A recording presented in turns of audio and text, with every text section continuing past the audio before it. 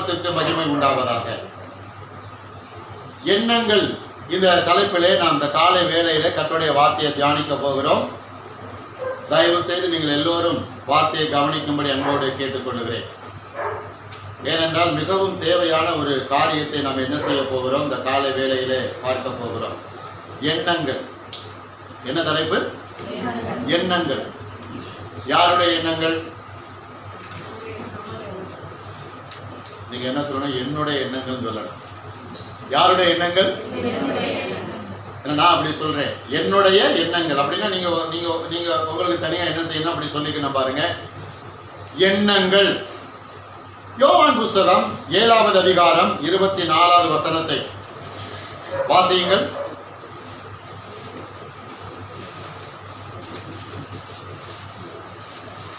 யோவான் 7:24. யோவானுக்கு எழுதின சுவிசேஷ புஸ்தகம் 7வது அதிகாரம் 24வது வசனம். தோற்றத்தின்படி வாசிங்க. தீர்ப்பு செய்யாமல் நீதியின்படி தீர்ப்பு செய்யுங்கள் என்றார். தோற்றத்தின்படி தீர்ப்பு செய்யாமல்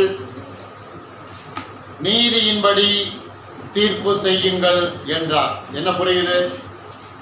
எல்லாரும் கவனிங்க. தோற்றத்தின்படி. என்னது? தோற்றம். தோற்றம். நீங்க சம தோட்டம் நினைச்சுக்கிறாதீங்க. என்னது? தோற்றம். தோற்றம் சொல்லுவாங்க, ஆள் தோற்றம். என்னது? ஆள் தோற்றம்.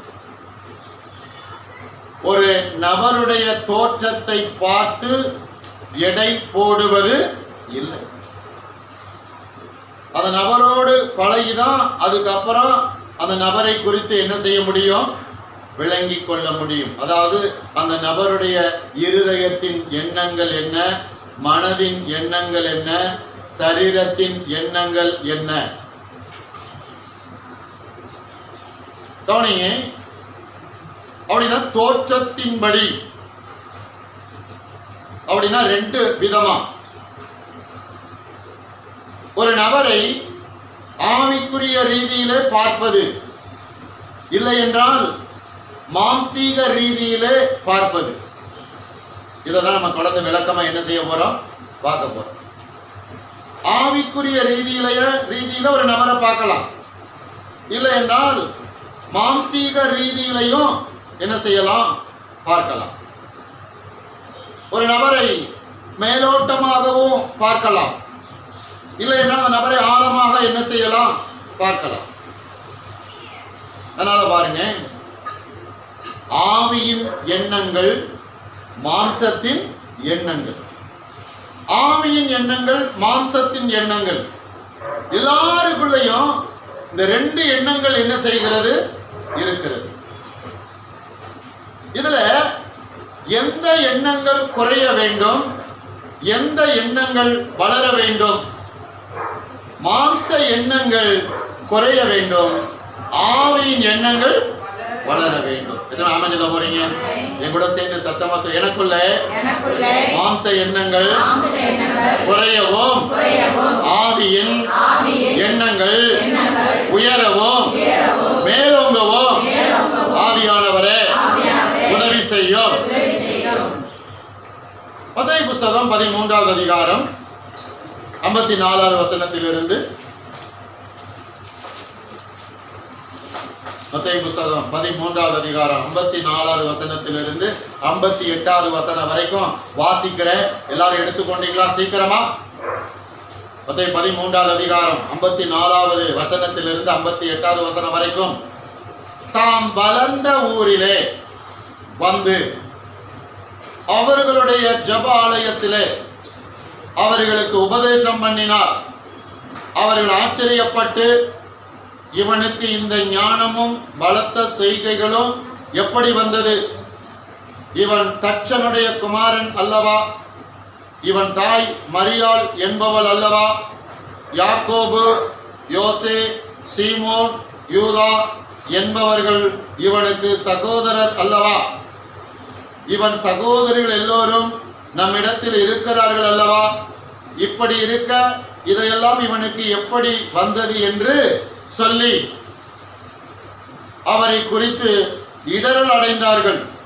இயேசு அவர்களை நோக்கி, தீர்க்கதரிசி ஒருவன் தன் ஊரிலே தன் வீட்டிலேயுமன்றி வேறெங்கும் கனவீனம் அடையான் என்றார்.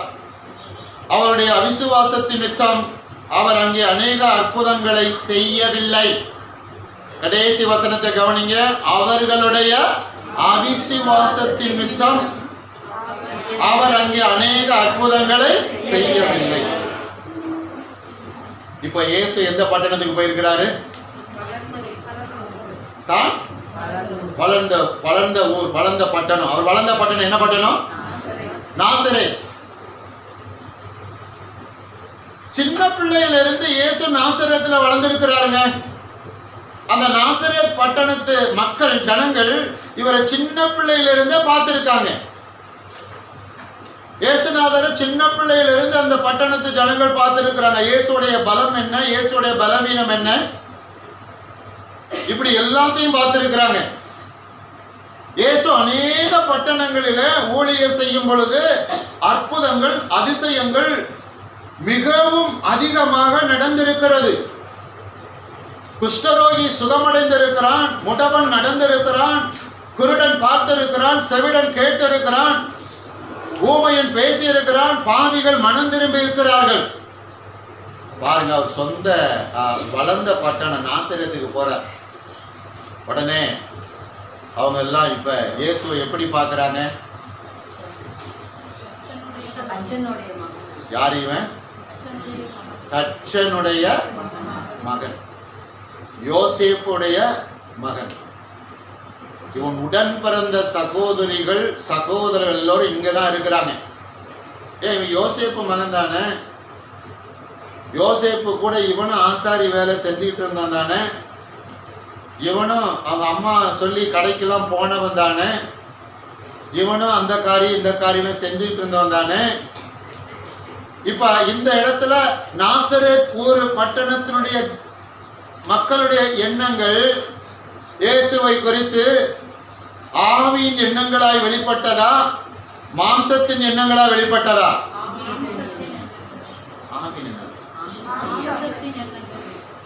என்ன கவனிக்கிறீங்க பிரசங்க? மாம்சத்தின் எண்ணங்களா? நல்லா கவனிங்க. இயேசு சொல்றாங்க, இவன் தாய் யாருன்னு நமக்கு தெரியும், இவன் தகப்பன் யாருன்னு தெரியும், இவன் சகோதரன் யாருன்னு தெரியும், இவனுக்கு அநேக சகோதரிகள் உண்டு. அப்படின்னா இயேசு பிறந்த பின்பு மரியாளுக்கும் யோசேப்புக்கும் குழந்தைகள் என்ன பண்ணியிருக்கிறாங்க? பிறந்தாங்களா பிறக்கலையா? சொல்லுங்க, பிறந்தாங்களா பிறக்கலையா? சரி, யோசேப்பு மரியாளும் குடும்ப வாழ்க்கையில இருந்து பிள்ளைகளை பெற்றெடுத்து விட்டார்கள் இயேசுவுக்கு அப்புறம். இப்ப கன்னி மரியாள்னு சொல்லலாமா? கன்னின்னு யார சொல்லுவாங்க?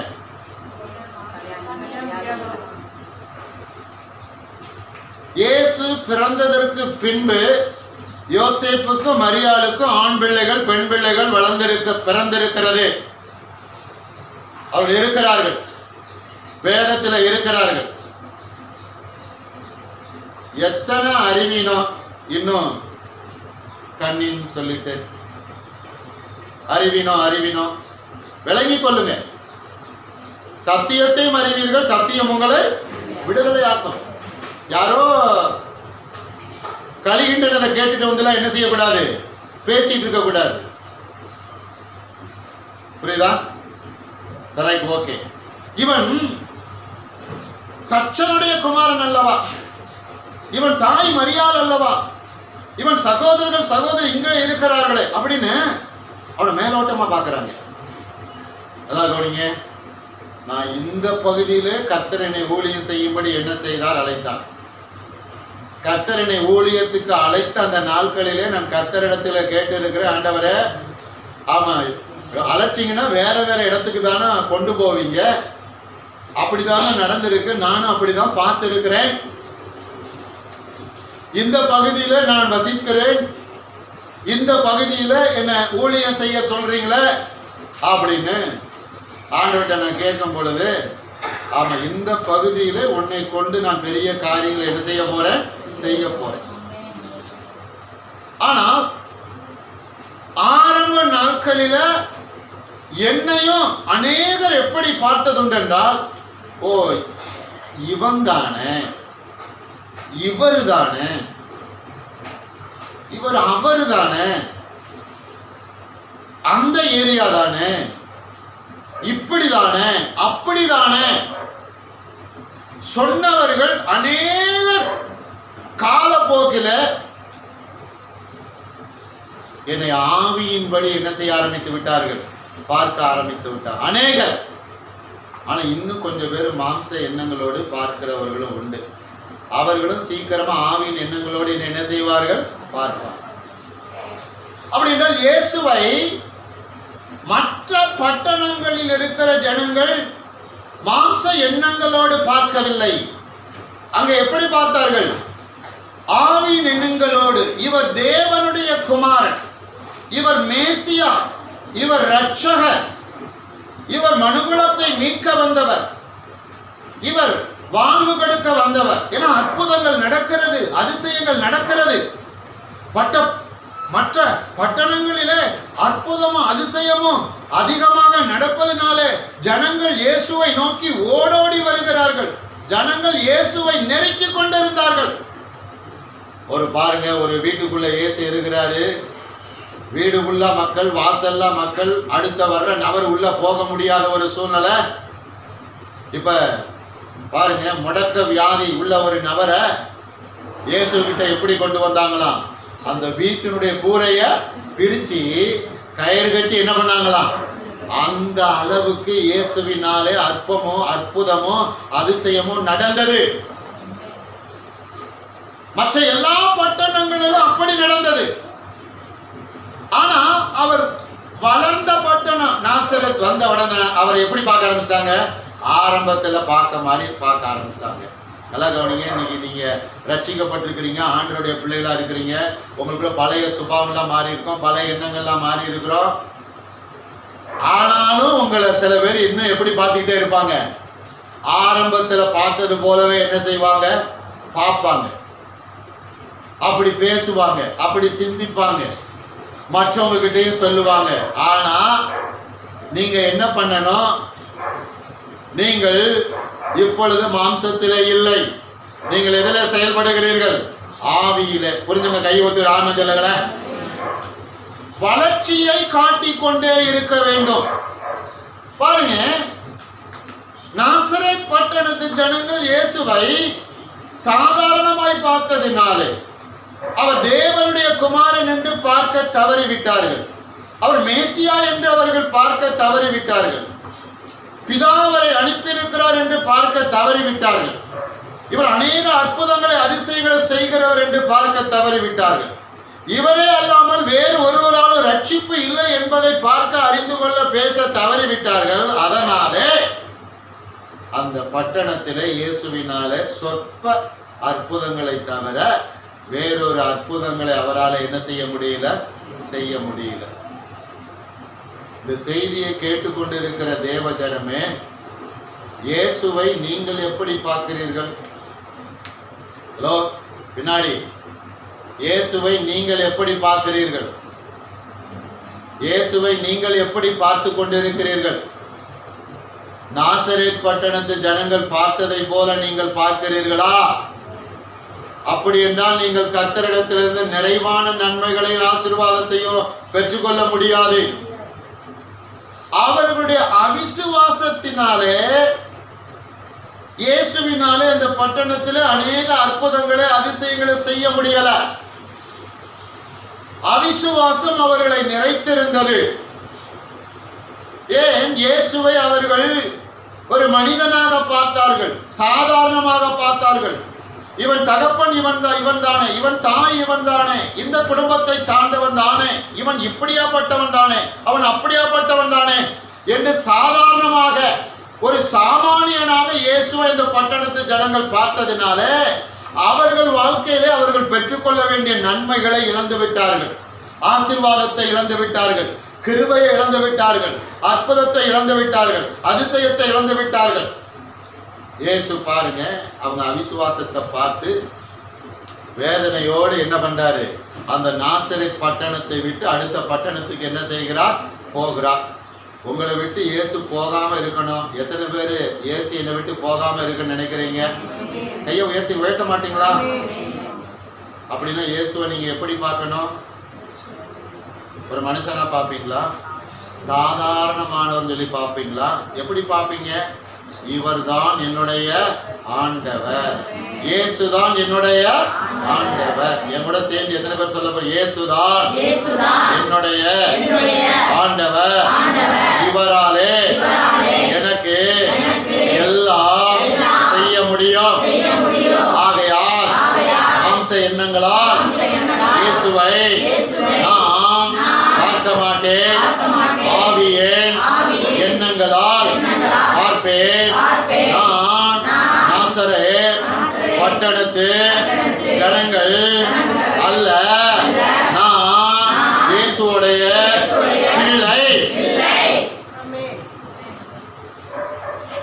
லூக்கா புஸ்தகம் 9வது அதிகாரம்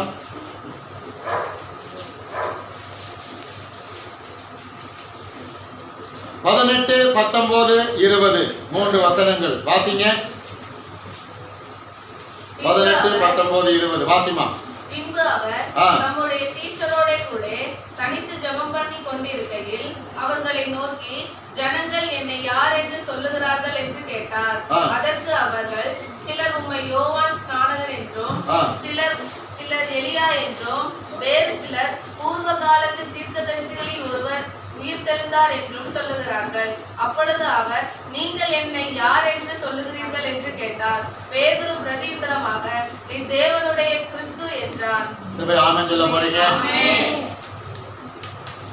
இயேசுவை நீங்க யாருன்னு சொல்லி பாக்குறீங்க? பின்னாடி கவனிக்கிறீங்களா? இயேசுவை யாருன்னு சொல்லி பாக்குறீங்க? ஆனா ஊருக்குள்ள ரொம்ப பேர் இயேசுவை யாருன்னு தெரியுமா பாக்குறாங்க? குழந்தை இயேசு. என்ன இயேசு? குழந்தை இயேசுன்னு.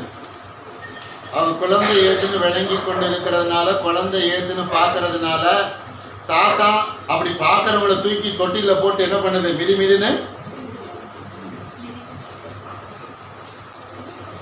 நீங்க யாராவது இயேசுவை குழந்தை இயேசுன்னு பாக்குறீங்களா? இல்ல இயேசு இன்னும் குழந்தையாதான் இருக்கிற நினைச்சிட்டு இருக்கிறீங்களா? வேதத்தை வாசிக்க வேண்டும். நம்ம எவ்வளவு ஒரு உறுதியா சொல்றோம், பரிசுத்த வேதத்தை வாசிக்க வேண்டும். வசனத்தை அறிவீர்கள், வசனம் உங்களை விடுதலையாக்கும். இன்னும் ஆண்டாண்டு காலமா கட்டுக்கதைகளையே பிடித்து கொண்டு அடுத்து பாருங்க, பொங்கல் சும்மா பட்டைய கலப்பிடுவாங்க பாருங்க. யாரு? குழந்தை இயேசு. என்ன இயேசு? ஆச்சாரமா கொண்டாடுவாங்க. எப்படி கொண்டாடுவாங்க? அடி பெசகாம கொண்டாடுவாங்க. யாரு சொல்லுங்க? என் கூட பழகி பழகி நீங்க சரியா என்ன பண்ணிட்டீங்க? புரிஞ்சுக்கிட்டீங்க. கவனி, என்ன நடக்குது?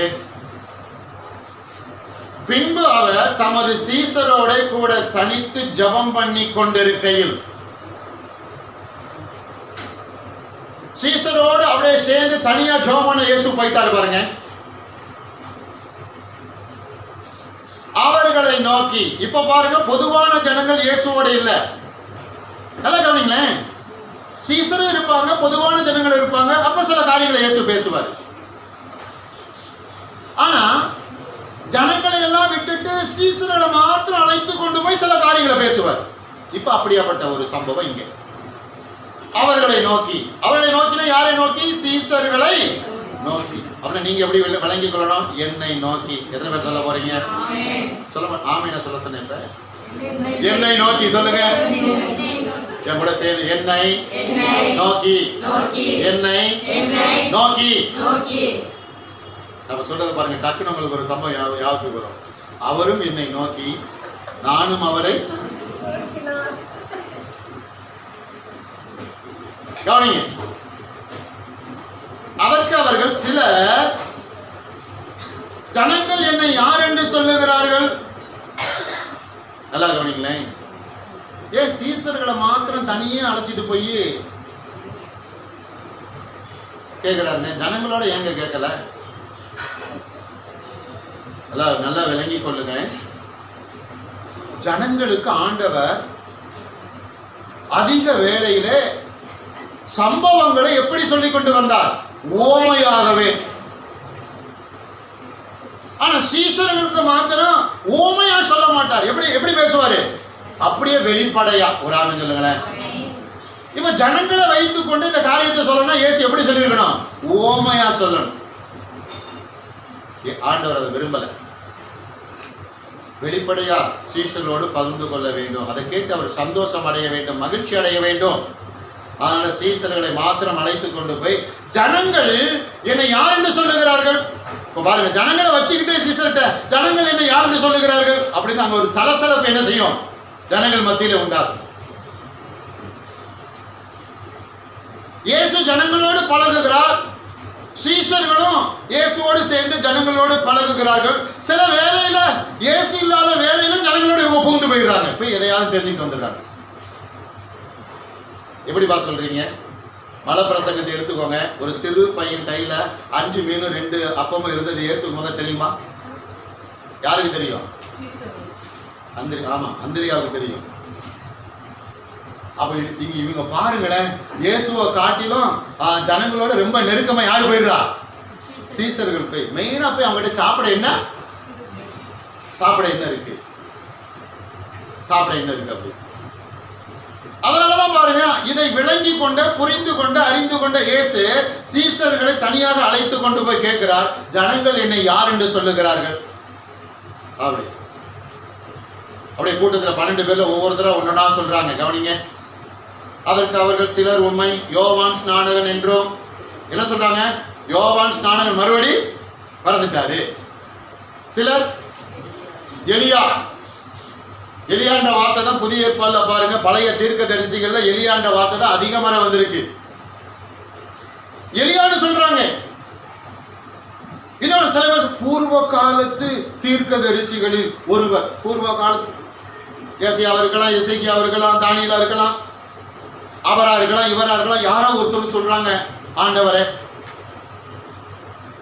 அப்போ இப்ப சீசர்கள்லாம் இயேசு பேச விட்டாரு பாருங்க, ஒவ்வொன்னா சொன்னாங்க.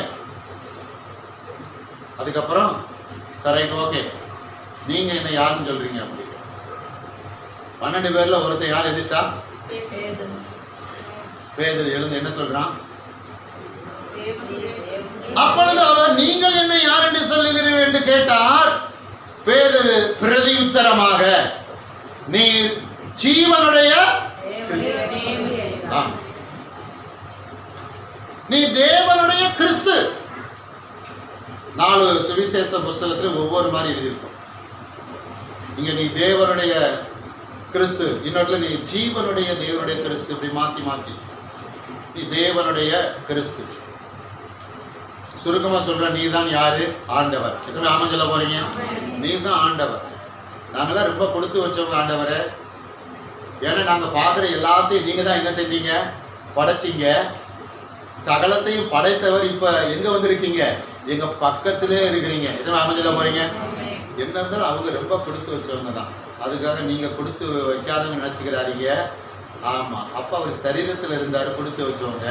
இப்ப இயேசு எங்க வந்துட்டாரு? உங்களுக்கு உள்ள. இப்ப நீங்க தான் டபுள் மடங்கு கொடுத்து வச்சவங்க. யாருக்கு ராமன் சொல்ல போறீங்க? ஆமா, டபுள் மடங்கு. நீ தேவனுடைய கிறிஸ்து. இங்கே இயேசுவை குறித்து பேதுருடைய எண்ணங்கள் எப்படி இருந்தது? அதை நம்ம பார்க்க போறோம். மாம்சத்தின் எண்ணங்களா, ஆவியின் எண்ணங்களா? அப்ப உங்களுக்கு என்ன எண்ணங்கள் இருக்கணும்? வேதத்தை குறித்து என்ன எண்ணங்கள் இருக்கணும்? வேத சம்பவங்களை குறித்து என்ன எண்ணங்கள் இருக்கணும்? மாம்ச எண்ணங்களோடு நீங்க வேத புஸ்தகத்துக்குள்ள வந்தா இது ஒரு கட்டுக்கதை மாதிரி தெரியும். இல்லைன்னா சும்மா வாசிக்கிட்டே இருக்க வேண்டியதான். ஒன்னும் பலன் கொடுக்காது. ஆகையால் தீர்மானம் எடுங்கள். மாம்ச எண்ணத்தோடு நான் வேதத்துக்குள்ளே வரமாட்டேன். ஆவியின் எண்ணங்களோடு உள்ளே என்ன செய்வேன்? வருவேன். நான் போதிக்கிறேன் என்றால் நான் கர்த்தரிடத்திலே நான் கேட்டுக்கொண்டே இருப்பேன். ஆண்டவரே, உம்முடைய வேதத்துக்குள்ளே நான் மாம்ச எண்ணங்களோடு நான் வரக்கூடாது. மாம்ச எண்ணங்களோடு உம்முடைய வேதத்திலே நான் வருவது குறைய வேண்டும். ஆவியின் எண்ணங்களோடு நான் வேதத்துக்குள்ளே வருவது கூட வேண்டும். எதுவும் அமைஞ்சல போறீங்க. நீங்கள் கர்த்தருடைய வார்த்தையை கை கொள்ளும் பொழுது ஆவி மாம்ச எண்ணங்களோடு கை கொள்ளக்கூடாது, ஆவியின் எண்ணங்களோடு கை கொள்ள வேண்டும். பாருங்க, இங்க பேதுரு மாம்சத்துல இயேசுவை பார்க்கல. எப்படி பார்க்கறான்? ஆவியில பார்க்கறான். மாம்ச எண்ணங்களோட அவனை பார்க்கல, இயேசுவை பார்க்கல. எப்படி பார்க்கறான்? ஆவியின் எண்ணங்களோடு. ஆவியின் எண்ணங்களோடு பேதுரு இயேசுவை பார்த்ததினாலே இப்போ இயேசு பேதுருவுக்கு எப்படி தருகிறார்? நீ தேவனுடைய கிறிஸ்து. இல்ல மனுஷகுமார் சொல்லிட்டு போயிருப்பான் இல்லையா? ஆகையால் நீங்கள் ஆவியின் எண்ணங்களாலே வசனங்கள் எல்லாம் எனக்கு பலன் கொடுக்கக்கூடியது, வசனங்கள் எல்லாம் என்னை வாழ வைக்கக்கூடியது, வசனங்கள் எல்லாம் என்னை உயர்த்தக்கூடியது. அப்படியே பார்க்கணும். ஏதோ வசனம் அப்படி மேலோட்டமா பாத்தீங்க அப்படின்னா மாம்சத்துல பாக்குறீங்கன்னு அர்த்தம். ஏதோ நீங்க கடமைக்கு படிக்கிறீங்க, கடமைக்கு தியானிக்கிறீங்கன்னா மாம்ச எண்ணங்களால் பாக்குறீங்க. இதுதான் என்னுடைய வாழ்வு, வேதம் தான் என்னுடைய வாழ்வு, வேத புஸ்தகத்துக்குள்ளேதான் எல்லாம் என்ன எனக்கு இருக்கிறது. நான் எந்த அளவுக்கு ஆவியின் எண்ணங்களோடு நான் உள்ளே போய் வேத வார்த்தையோடு பழகுகிறனோ அது எனக்கு வாழ்வை கொடுக்க போகிறது. ஒரு ஆமென் சொல்லுங்களேன். ஒரே அடி அடிச்சா பாருங்க, நீ தேவனுடைய கிறிஸ்து. என்ன பாருங்க, அவனுக்கு ஒரு வெளிச்சம். எத்தனை பேர் வெளிச்சமா இருக்க விரும்புறீங்க? வெளிச்சம், வெளிச்சம் கையை உயர்த்துங்க. வெளிச்சம். எனக்கு ஒரு நண்பர் இருக்கிறார், அவருக்கு பெயர் என்ன பெயரு? வெளிச்சம் தான். வெளிச்சம், அந்த வெளிச்சம் வேற, நான் சொல்ற வெளிச்சம். இயேசு உங்களுக்குள்ள எப்படி இறங்கி இருக்கிறார்? ஒளி. அவர் உங்களுக்குள்ள ஒளியா இருக்கிறதுனால உங்களுடைய கிரியைகள் எல்லாம் எப்படி மாறுகிறது? வெளிச்சமா. இயேசுவை எத்தனை பேர் நல்ல வெளிச்சமா பாக்குறீங்க? வெளிச்சமா, வெளிச்சமா பார்க்க விரும்புறவங்களாம் கையை உயர்த்துங்க. நல்ல வெளிச்சமா நான் பார்க்க விரும்புறேன். ஊருக்குள்ள பாதி பேர் என்ன செஞ்சிட்டு இருக்கிறாங்க? சோதம் குமார ஜனங்கள் கூட என்ன செய்யறாங்க? ஆமா, மறுபடியும் சொல்றேன் பாருங்க, பொங்கல் வச்சு என்ன செய்வாங்க? ஊட்டி விடாம விட மாட்டாங்க. ஆமா, திணிச்சாவது விட்டுருவாங்க பாருங்க. அப்பதான் அவங்களுக்கு என்ன உண்டாகும்? அப்பா, என்றே அம்மே என்னை புஷித்தது, பொங்கல் புஷித்தது, யானும் பொங்கல் புஷிப்பேன்.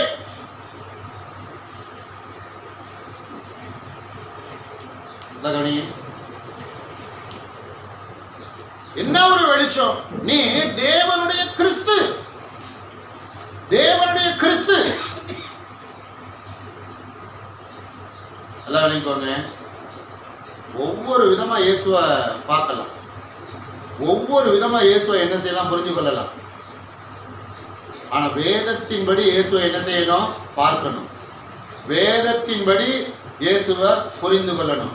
ஆல்ரெடி ஊருக்குள்ள பாருங்க, ஏற்கனவே பல இயேசு என்ன செய்யறாங்க? இருக்காங்களா? இருக்காங்களா இல்லையா? ஏற்கனவே ஊருக்குள்ள ஏகப்பட்ட இயேசு. ஆனா வேதம் சொல்லுகிறது ஊருக்குள்ளே சொல்லுகிற இயேசு இல்ல. அதை நீங்க விளங்கிக் கொள்ளுங்க, புரிந்து கொள்ளுங்க.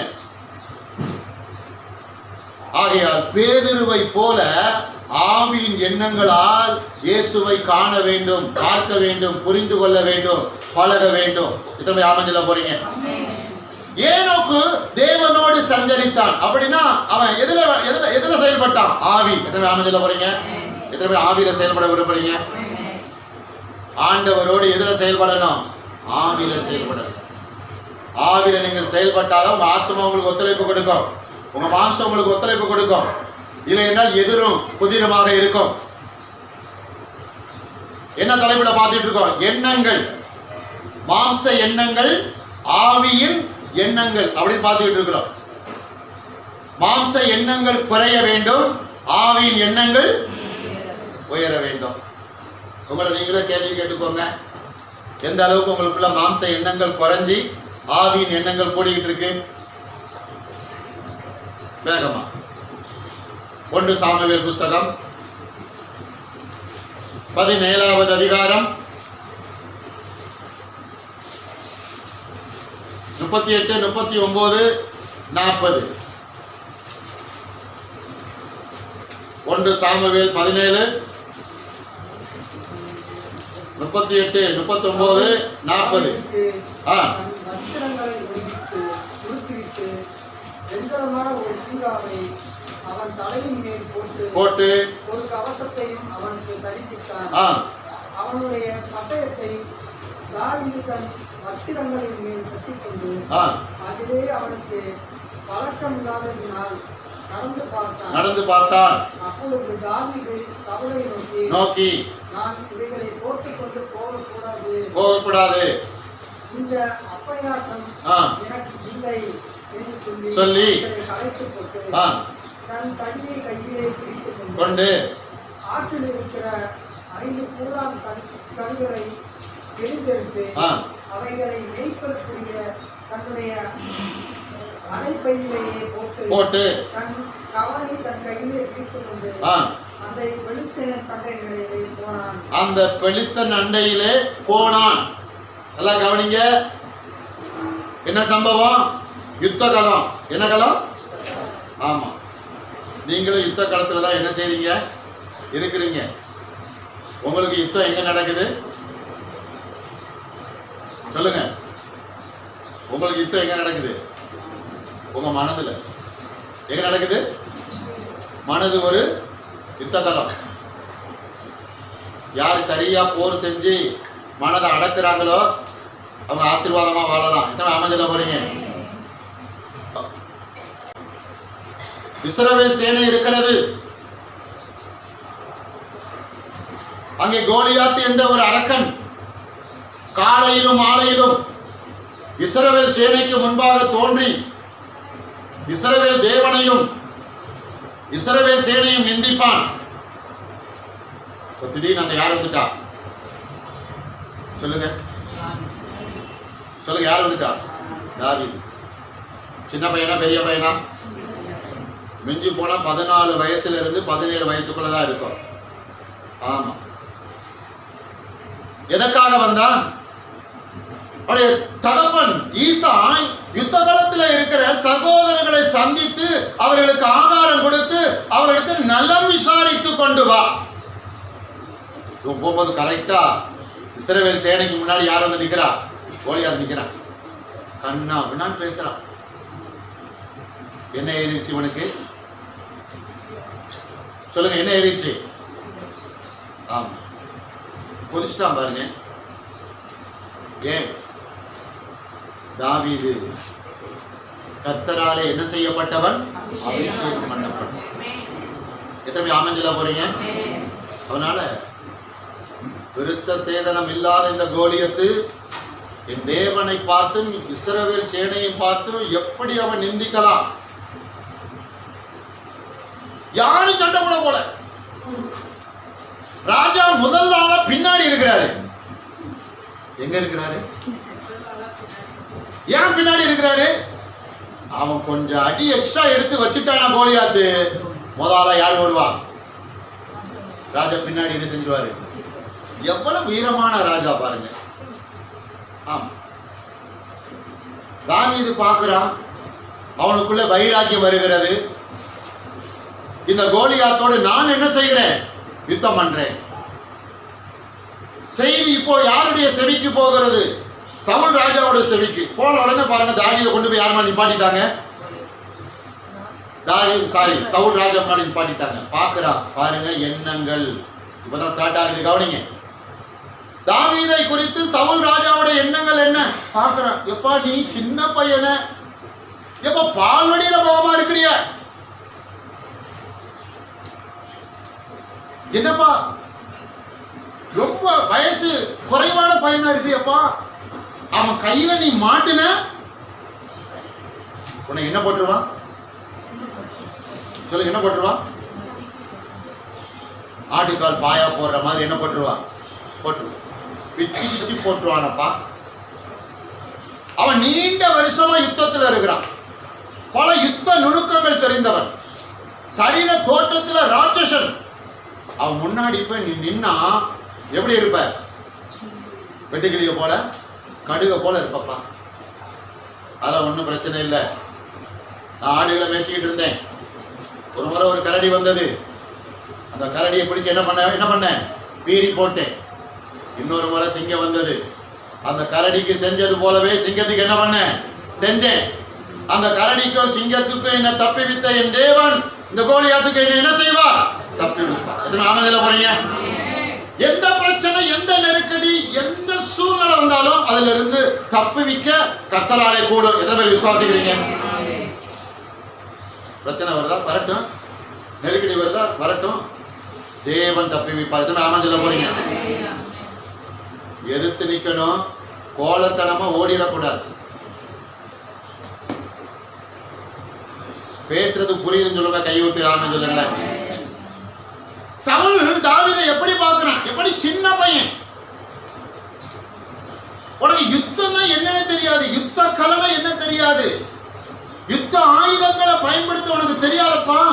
சரிப்பா வா வா, எவ்வளவு தூரம் நீ சொல்றதுனால நான் என்ன பண்றேன், என்னுடைய யுத்தம் பண்ற அந்த உபகாரங்களை என்ன செய்யறேன் உனக்கு போடுறேன், உன் கையில கொடுக்குறேன்.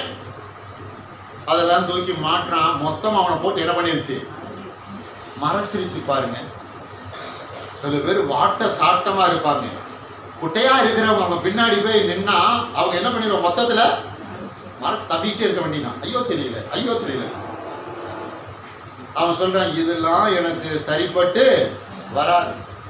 ராஜாவே, நீர் என்னை எப்படி பார்க்கிறீர்? சிறியவனாவே பார்க்கிறீர், சாமானியனாவே பார்க்கிறீர், யுத்தம் தெரியாதவனாய் பார்க்கிறீர், யுத்த ஆயுதங்களை கடைபிடிக்க தெரியாதவனாய் பார்க்கிறீர், பயப்படுகிறவனாய் பார்க்கிறீர்.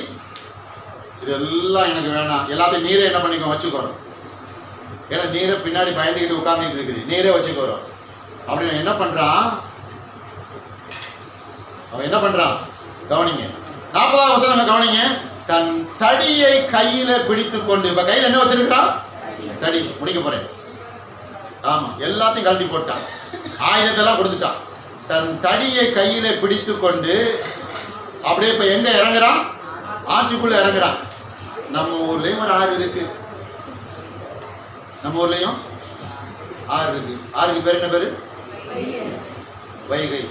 ஆனா கை வச்சாதான் என்ன வருது, தண்ணி வருது. ஆற்றில் இறங்கினான். இறங்கி என்ன பண்றான், 5 கூழாங்கல். எத்தனை கூழாங்கல் தெரிந்து கொண்டு அதை எடுத்து எங்கே போடுகிறான், அவனுடைய அடைப்பி. தோல்ல பை மாதிரி இருக்குங்க. இன்னைக்கெல்லாம் நீங்க என்ன போட்டு போறீங்க, விதவிதமா போட்டு போறீங்களா? அந்த காலத்துல அதான் ரோஷன். என்னது ரோஷன் பேக்கிங். அதுல போட்டுட்டு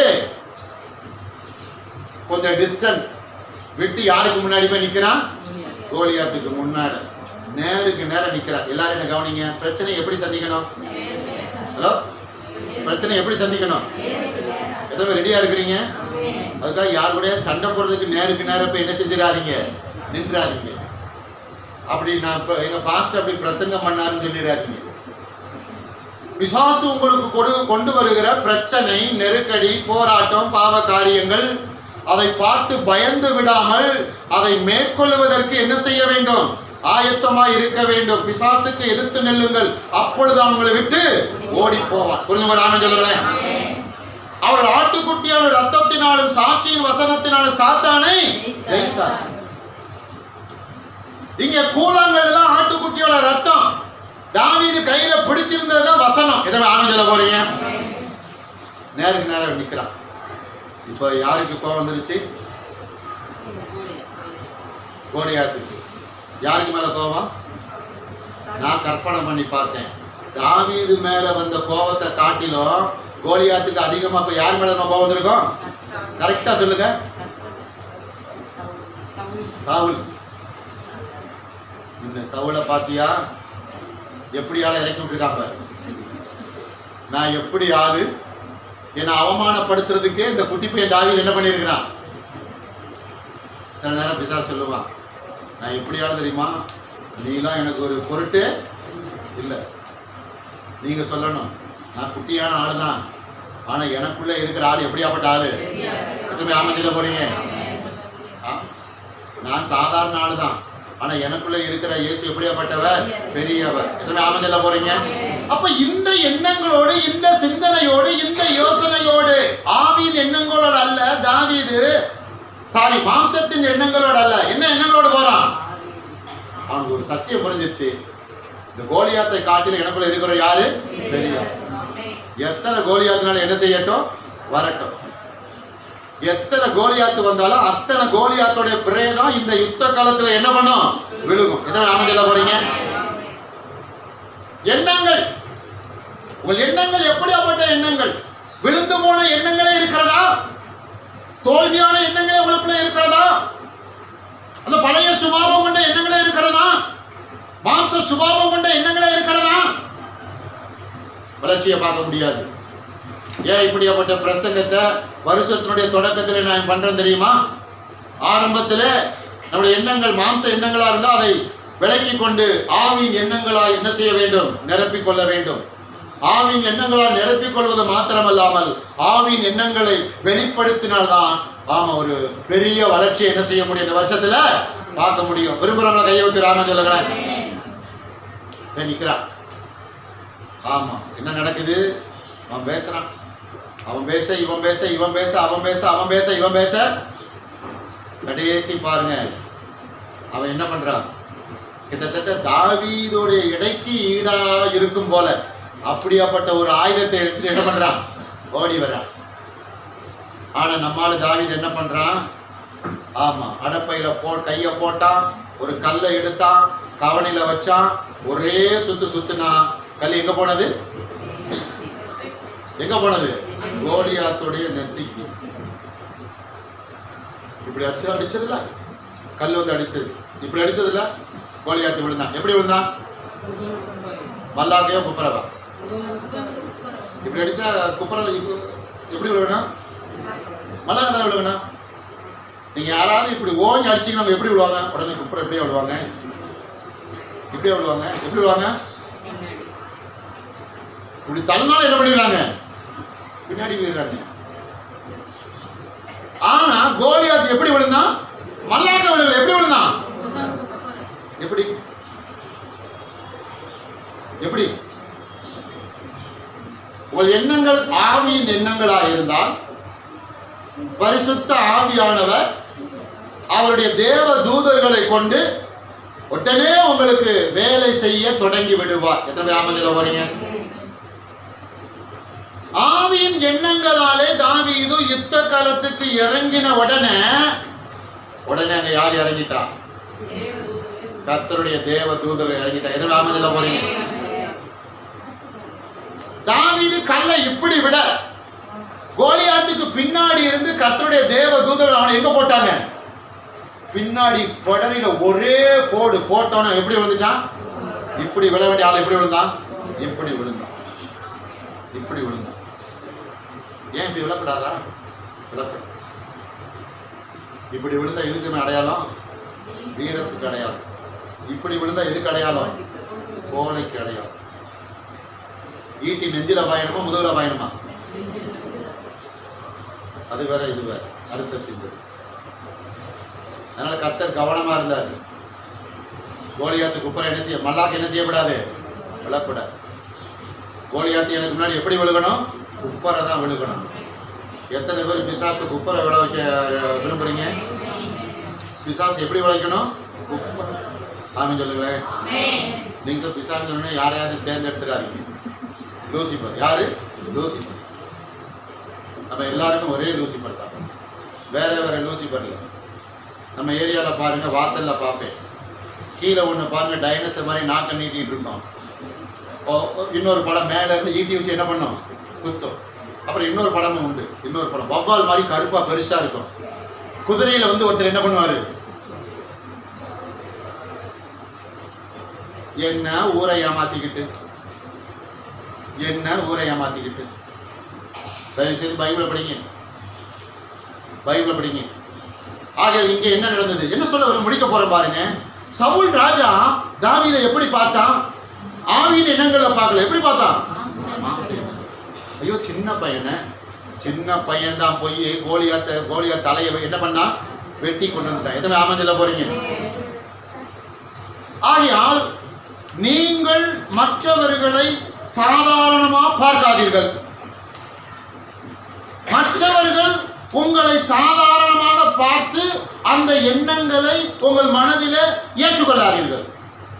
சம்பந்தப்பட்ட நபரை ஏற்றுக்கொள்ளாதீங்கன்னு சொல்ல வரல, அவர்களுடைய எண்ணங்களை உங்க மனதில் என்ன செய்யக்கூடாது, எப்போதும் அதை புறக்கணிக்க கற்றுக்கொள்ளணும். ராமன் சொல்லுங்களேன், யாராவது உங்களை சாதாரணமாக நினைச்சாங்கன்னா, சாதாரணமாக பேசினாங்கன்னா உடனே அதை மனதில் வச்சு என்னை பார்த்து இப்படி பேசிட்டாங்க, இப்படி நினச்சிட்டாங்க. இல்லை இல்லை இல்லை, அவங்க மாம்சத்தில் பார்க்குறாங்க, மாம்சத்தில் பேசினாங்க. ஆனால் நான் எதில் இருக்கிறேன்? மாம்சத்தில். நான் எதில் இருக்கிறேன்? இதில் ஆமஞ்சில் போகிறீங்க, ஆவியின் எண்ணங்கள் இருக்கிறேன். ஆகிய கர்த்தருக்கு பிரியமான தேவ ஜனமே, இந்த வருஷத்தினுடைய தொடக்கத்தில் மாம்ச எண்ணங்கள் என்றால் என்ன, ஆவியின் எண்ணங்கள் என்றால் என்ன, மாம்ச எண்ணங்கள் குறைய வேண்டும், ஆவியின் எண்ணங்கள் என்ன செய்ய வேண்டும்? வளர வேண்டும். சரிங்களா? வளர வேண்டும். உதாரணத்துக்கு பாருங்க, இயேசுவை நாசரேத் பட்டணத்து ஜனங்கள் எப்படி பார்த்தாங்க? ரைட். அப்புறம் பாருங்க, பேதுரு இயேசுவை எப்படி பார்த்தா? சரியா? சரி, சவுல் ராஜா தாவீதை எப்படி பார்த்தா? இப்படி சம்பவங்கள், இதை போல சம்பவங்கள் பழைய ஏற்பாடுலையும் சரி புதிய ஏற்பாடுலையும் சரி அதிகமாக இருக்கிறது. இன்னும் பல சம்பவங்கள் இருக்கிறது. அதை நீங்கள் அமர்ந்து படித்து தெரிந்து அதை என்ன செய்ய வேண்டும்? கண்டுபிடிக்க வேண்டும், சத்தியத்தை அறிந்து கொள்ள வேண்டும், இல்லையா? ஆகையால் கர்த்தருக்கு ஸ்தோத்திரம். யாராவது உங்களை மாம்ச எண்ணங்களா பார்க்கலாம், உடனே நீங்களும் அவங்கள மாம்ச எண்ணங்களா என்ன செய்யாதீங்க, பார்க்காதீங்க. அவங்க மாம்ச எண்ணங்களா பார்க்கறத உங்க மனதுக்குள்ள அனுமதிக்காதீங்க. நீங்க யாராவது மாம்ச எண்ணங்களா என்ன செய்யாதீங்க, பார்க்காதீங்க, எண்ணாதீங்க. ஆமென், அல்லேலூயா. ஆம். கர்த்தர் பெரியவர். கண்களை மூடுவோம், ஜெபிப்போம்.